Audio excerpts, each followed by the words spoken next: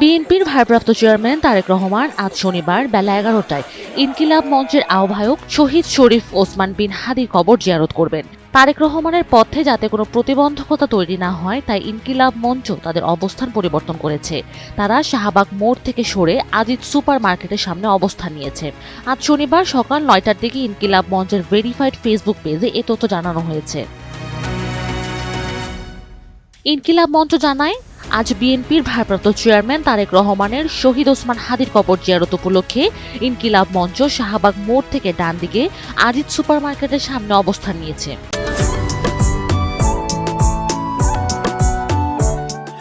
ঠিক দুপুর 12টায় পুনরায় শাহবাগ মোড়ে শহীদ হাদি চত্বরে অবস্থান কর্মসূচি পালন করা হবে।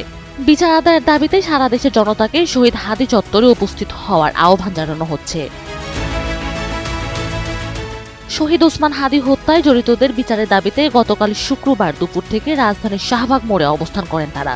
সেখানে শিক্ষার্থী জনতার উপস্থিতিতে রাতভর চলে আন্দোলন। বিচার না হওয়া পর্যন্ত এই কর্মসূচি চালিয়ে নেওয়ার ঘোষণা দিয়েছে ইনকিলাব মঞ্চ।